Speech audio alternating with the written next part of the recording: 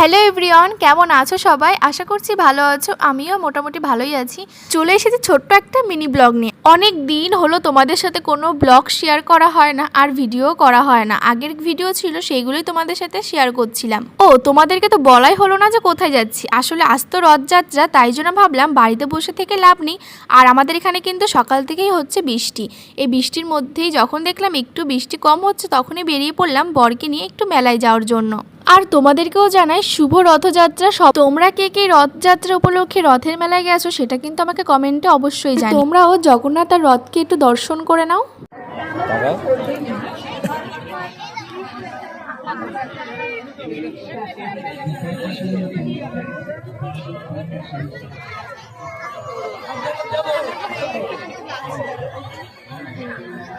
আর দেখো আমরা তো মেলার মধ্যে ঢুকে গেছি, আর মেলার মধ্যে ঢুকেই দেখি দেখো কি পরিমাণে কাদা।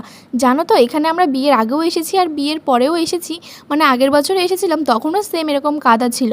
এই কাদার জন্য আমার সেরকম একটা আসতে ইচ্ছা করে না, কিন্তু ওই যে বাড়িতে বসে থেকে লাভ কি বলো, তার থেকে বরং ঘুরে আসাই ভালো। আর দেখো মেলার মধ্যে ঘুরতে ঘুরতে আমার এই গোপালের জামাগুলো ভীষণ পছন্দ হয়েছিল, আর ওখান থেকে আমি আমার গোপুর জন্য একটা জামা নিয়ে নিয়েছি।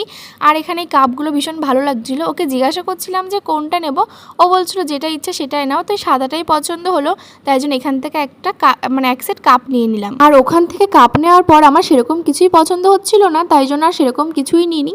আর যেগুলো পছন্দ হচ্ছিল একটু দামটা বেশিই বলছিল। তারপর দেখো কাপ নেওয়া হয়ে গেছে, এবার আমরা যাব বাড়ির দিকে।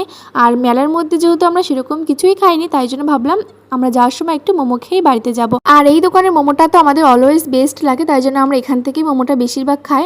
তো মোমো খেয়ে চলে যাবো বাড়ির দিকে। তো আজকে আমার এই মিনি ব্লগটা তোমাদের কেমন লাগলো অবশ্যই কিন্তু কমেন্টে জানিও। আর যারা নতুন দেখছো প্লিজ আমার চ্যানেলটি সাবস্ক্রাইব করে দিও। টাটা।